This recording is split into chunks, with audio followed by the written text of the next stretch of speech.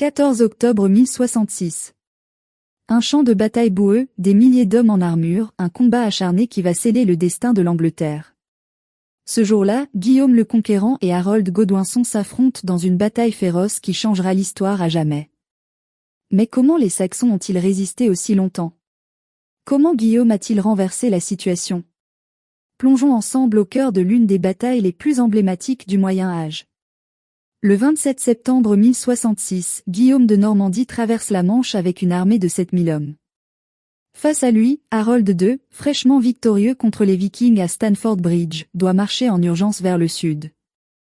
À l'aube du 14 octobre, les forces saxonnes se positionnent sur la colline de Senlac, formant un mur de boucliers infranchissables.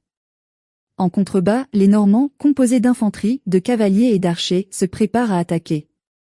L'atmosphère est électrique. Les cornes de guerre résonnent. Le sol tremble sous les pas des soldats. La bataille est sur le point de commencer. Guillaume donne le signal. Les archers normands tirent leur première volée de flèches, mais elles rebondissent sur les boucliers saxons. Les fantassins normands chargent ensuite, mais le mur de boucliers tient bon. Les Normands reculent sous la pression et une rumeur court, Guillaume serait mort. Mais le duc arrache son casque et crie à ses hommes qu'il est en vie, les motivant à repartir à l'attaque. Voyant l'efficacité de la défense saxonne, Guillaume change de tactique. Il ordonne des retraites simulées pour attirer les Saxons hors de leur formation. Cela fonctionne, des groupes de soldats saxons poursuivent les Normands et sont massacrés par la cavalerie ennemie.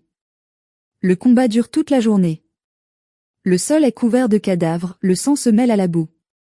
Mais alors que la nuit approche, un dernier coup du sort scelle le destin d'Harold. Une flèche normande, décochée en cloche, transperce l'œil du roi saxon. Harold s'effondre et ses derniers fidèles sont anéantis. Le mur de bouclier s'effondre, la déroute est totale. La bataille est terminée. Guillaume de Normandie est victorieux. Quelques mois plus tard, il est couronné roi d'Angleterre et devient Guillaume le Conquérant. L'Angleterre entre alors dans une nouvelle ère sous domination normande, avec une transformation profonde de la langue, de la culture et du pouvoir. Et vous, que pensez-vous de cette bataille? Auriez-vous trouvé un moyen pour Harold de vaincre Guillaume? Dites-le moi en commentaire et n'oubliez pas de vous abonner pour découvrir d'autres batailles légendaires du Moyen Âge.